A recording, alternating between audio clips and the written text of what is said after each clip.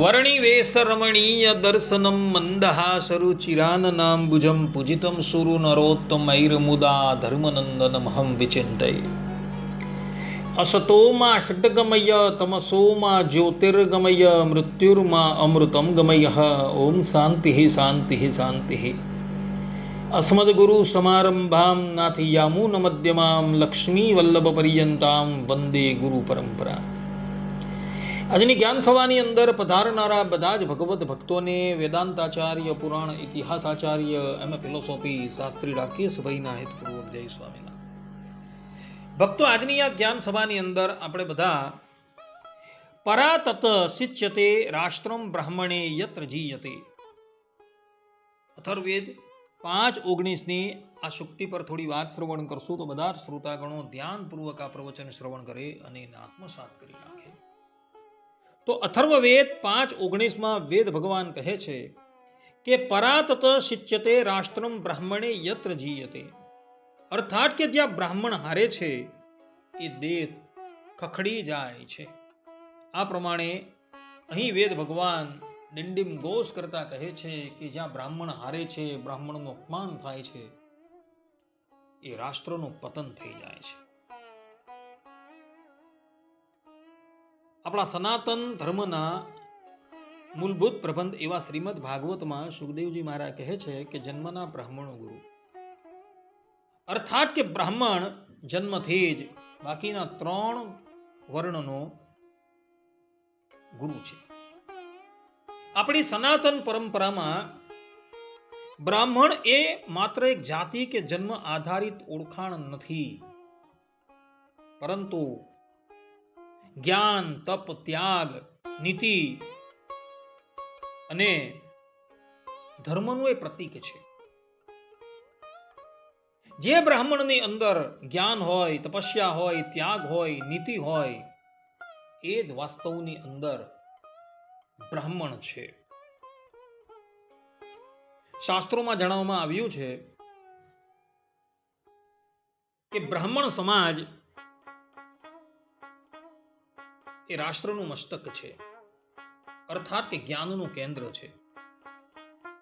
જ્યારે સન્માર્ગ પર ચાલનાર વિદ્વાન અને તપસ્વી બ્રાહ્મણનો અનાદર થાય છે ને, તેવા રાષ્ટ્રની ક્ષતિ થઈ જાય છે. અને જે કુટુંબમાં એવા બ્રાહ્મણનું અપમાન થાય છે, એ કુટુંબનું પણ પતન થઈ જાય છે, અથવા તો એના જ્ઞાન ધર્મનો ક્ષય થઈ જાય છે.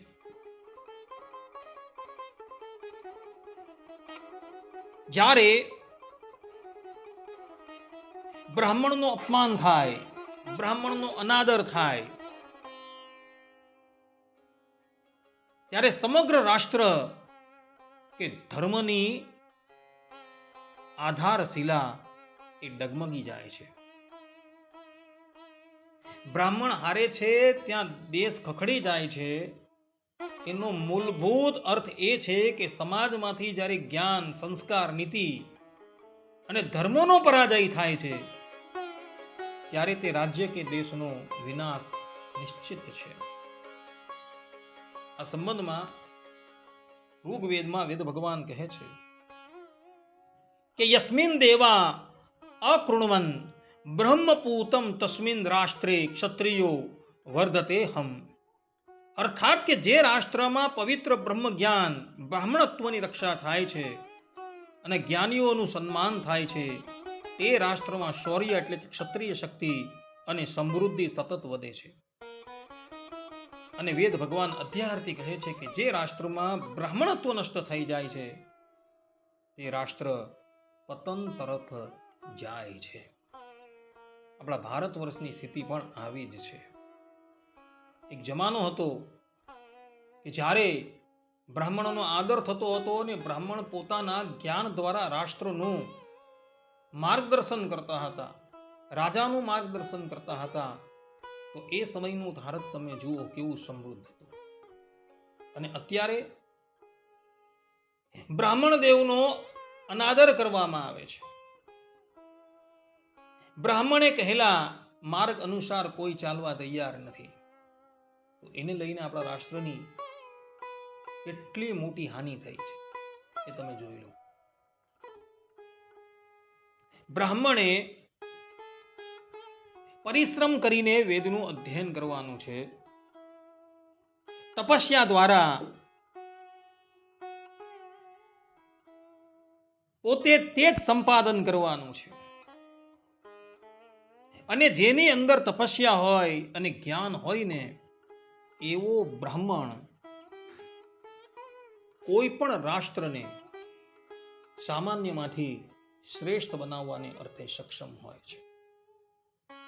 વાલ્મીકી રામાયણના અયોધ્યા કાંડમાં વાલ્મીકીજી કહે છે કે દ્વિજાતિનામ અપૂજાયામ સર્વમ નશ્યંતિ રાઘવ રાજા રાષ્ટ્રમ ચ ધર્મ્યશ્ચ તસ્માત પૂજ્યા દ્વિજાતય. અર્થાત કે હે રાઘવ, બ્રાહ્મણોની ઉપેક્ષા કે અપૂજા કરવાથી રાજા, રાષ્ટ્ર અને ધર્મ આ બધું જ નષ્ટ થઈ જાય છે. તેથી જ્ઞાની બ્રાહ્મણો સદા પૂજનીય છે. આ પ્રમાણે વાલ્મીકી મહર્ષિ અહીં ભગવાન શ્રી રામને કહી રહ્યા છે. રામચરિત માનસના અરણ્ય કાંડમાં ગોસ્વામી તુલસીદાસજી ભગવાન શ્રી રામના વચનોનો ઉલ્લેખ કરતા કહે છે કે વિપ્રદ્રોહ બલહીન નરેશા પુરુષકાર નહીં વિપ્ર પ્રસાદા વિપ્ર શ્રાપ પાવક પુરહૂતા જરઈસો નિશિચર કુલ સહિતૂતા. અર્થાત કે બ્રાહ્મણો સાથે દ્રોહ કરવાથી રાજા બલહીન થઈ જાય છે અને તેનું રાજ્ય નષ્ટ પામે છે. બ્રાહ્મણની પ્રસન્નતા વિના પુરુષાર્થ સિદ્ધ થતો નથી. બ્રાહ્મણોનો કોપ કે અનાદર સમસ્ત દેશ અને કુળનો વિનાશ કરી દે છે. કોણ કહે છે આ વાત? ભગવાન શ્રી રામ કહે છે. જે રાષ્ટ્રએ, જે દેશે બ્રાહ્મણના કોપનો અનુભવ કર્યો એ સમૃદ્ધ રાષ્ટ્ર હતું, તો પણ એ રાષ્ટ્રનું પતન થયું, જેનું દ્રષ્ટાંત છે દ્વારકા. દ્વારકાનું રાજ્ય અતિશય સમૃદ્ધ હતું અને એના રાજા હતા ભગવાન શ્રી કૃષ્ણ. પરંતુ એક વખત યદુવંશી બાળકોએ સાંબને સ્ત્રીનું રૂપ ધારણ કરાવી બ્રાહ્મણની પાસે ઉપસ્થિત કર્યો અને કહ્યું કે આ પ્રસૂતા છે અને તમને કહેતા એને સંકોચ થાય છે, માટે એ પૂછે છે કે એના ગર્ભ થકી બાળકનું પ્રાગટ્ય થશે કે બાળકીનું પ્રાગટ્ય થશે. એ સમયે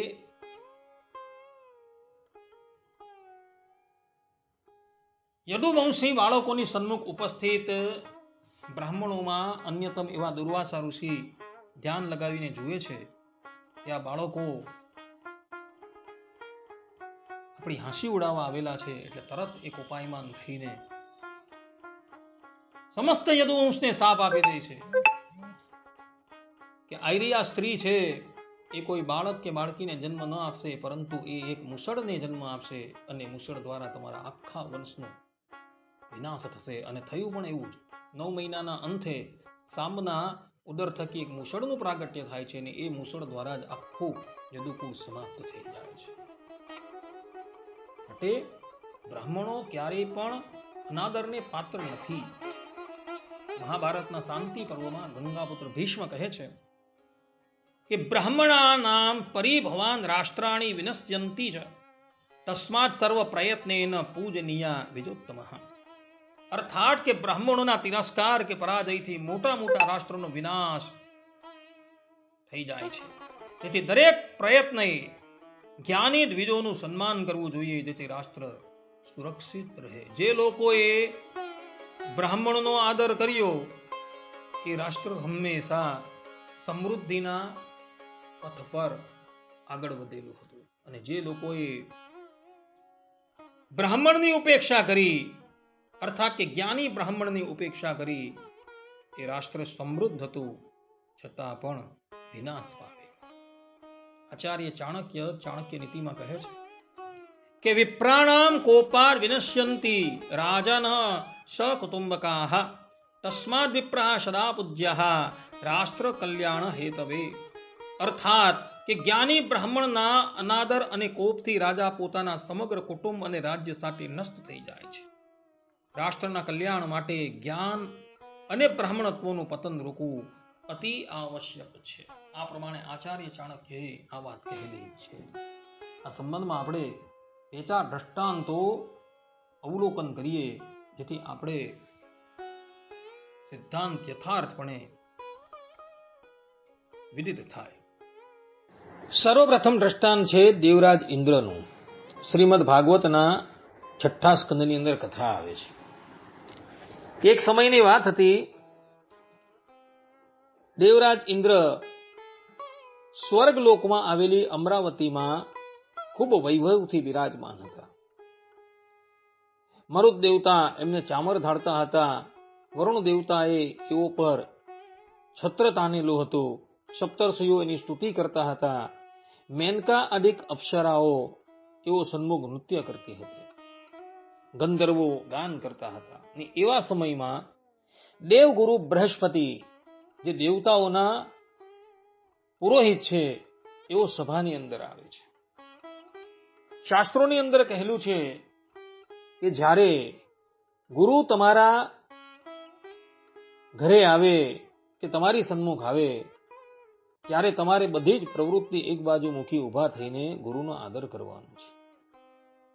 પરંતુ અહંકારવશ દેવરાજ ઇન્દ્ર તથા અન્ય દેવતાઓ દેવગુરુ બૃહસ્પતિનો આદર કરતા નથી, અને એનાથી રૂષ્ટ થઈ દેવગુરુ બૃહસ્પતિ સભાનો ત્યાગ કરીને જતા રહે છે. જ્યારે દેવરાજ ઇન્દ્રને પોતાની ભૂલ સમજાય, ત્યારે એઓ દોડતા દોડતા દેવગુરુ બૃહસ્પતિના ઘરે આવે છે. પરંતુ દેવગુરુ બૃહસ્પતિ પોતાની ભાર્યા તારાને લઈને કોઈક એવા અજ્ઞાત સ્થાન પર જતા રહ્યા હોય છે કે જે સ્થાન પર દેવતાઓની પણ પહોંચ હોતી નથી. દેવગુરુ બૃહસ્પતિએ દેવતાઓનો ત્યાગ કરેલો છે, અને આ સમાચાર જ્યારે દૈત્યોને પ્રાપ્ત થયા, ત્યારે એ લોકોએ અમરાવતી પર આક્રમણ કરેલું છે. અને આક્રમણ કરી એઓએ દેવતાઓને ત્યાંથી હાંકી કાઢેલા છે. પહેલા જ્યારે દૈત્યો દેવતાઓ પર આક્રમણ કરતા હતા, ત્યારે દેવગુરુ બૃહસ્પતિની નીતિને લઈને દેવતાઓનો હંમેશા વિજય થતો હતો. પરંતુ આજે દેવગુરુ બૃહસ્પતિ હતા જ નહીં, એટલે માર્ગદર્શન વગરના દેવતાઓને અસુરોએ આસાનીથી પરાજિત કરી દીધા અને સ્વર્ગની ઉપર પોતાનો અધિકાર સ્થાપિત કરી દીધો. બીજું દ્રષ્ટાંત છે દૈત્યોના ગુરુ શુક્રાચાર્યજીનું. શુક્રાચાર્યજી દૈત્યોના ગુરુ છે, અને દૈત્યો હંમેશા શુક્રાચાર્યજીની સૂઝબૂઝ અને નીતિ દ્વારા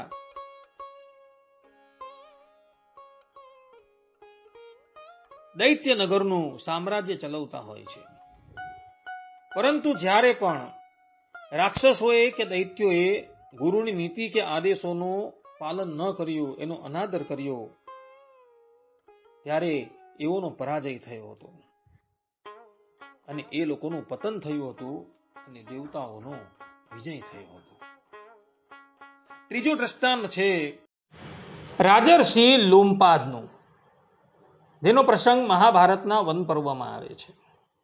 ત્યાં પ્રસંગ એવો છે કે અંગ દેશના અધિપતિ લોમપાદ રાજાના રાજ્યમાં એક બ્રાહ્મણે લોમપાદ રાજાની પાસે આવી કંઈક યાચના કરી, અને લોમપાદ રાજાએ બ્રાહ્મણની એ યાચના પૂર્ણ કરવાનું એને વચન આપ્યું.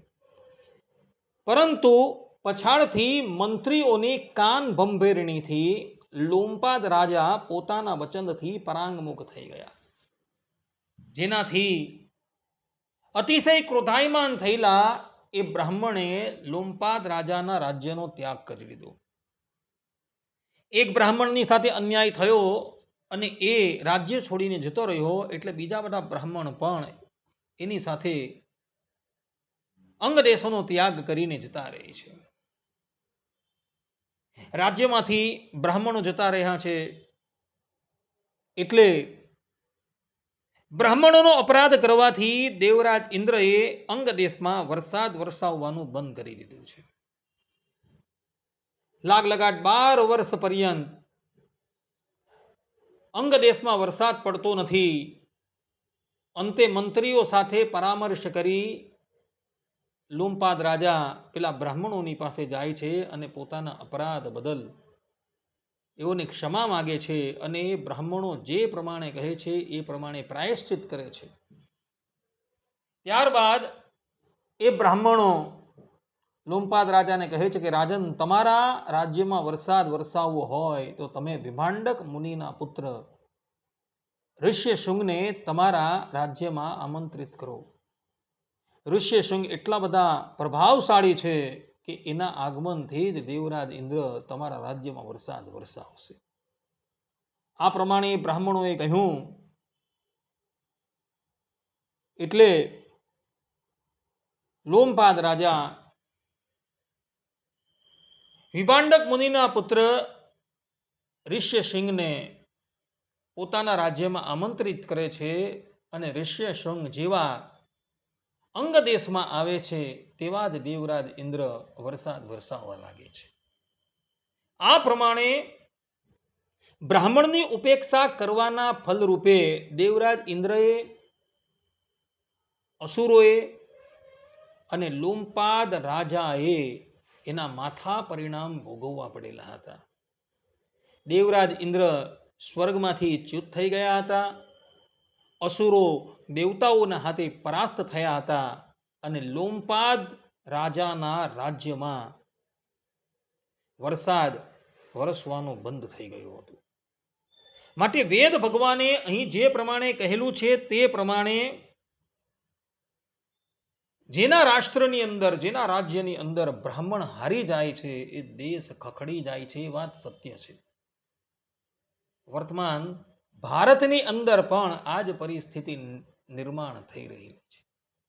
આજે પણ ભારત વર્ષમાં કેટલાય સ્થાનો પર બ્રાહ્મણોનો અનાદર થાય છે, અને એને લઈ ભારત વર્ષ ધીરે ધીરે પતનના માર્ગ તરફ જઈ રહ્યું છે. બ્રાહ્મણ પોતાની તપસ્યા અને જ્ઞાન દ્વારા રાષ્ટ્રનું રક્ષણ તો કરતા જ હોય છે, અને રાષ્ટ્રની જે પ્રજા છે એને પણ સન્માર્ગ તરફ લઈ જતા હોય છે. માટે જે બ્રાહ્મણો વેદ વેદાંગના પ્રારંગટ પંડિત છે, તથા જેઓ તપસ્યાથી, ભગવાનના ભજન સ્મરણથી યુક્ત છે, એની ઉપેક્ષા ક્યારેય ન કરવી.